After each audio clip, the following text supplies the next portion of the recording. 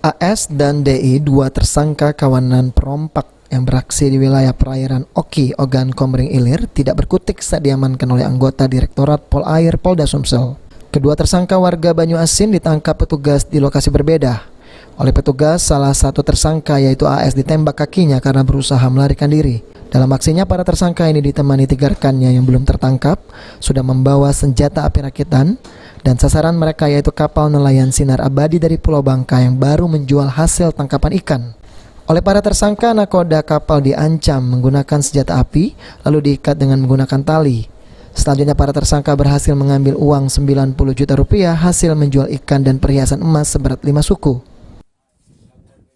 Para ABK dan nakoda kapal nelayan, mereka mengikat, kemudian menguras dan mengambil uang hasil penjualan ikan tersebut.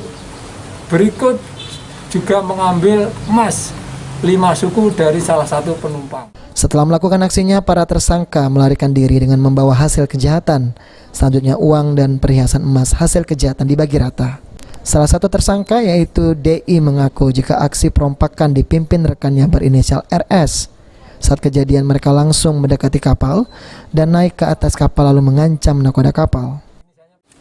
Ruslan, itu seperti apa melakukan aksinya? Pertama saya naik kapal dan menodongkan senjata ke nakoda, Pak. Berapa senjata api yang waktu kamu bawa? 2, Pak. 2. Jenisnya cepek semua?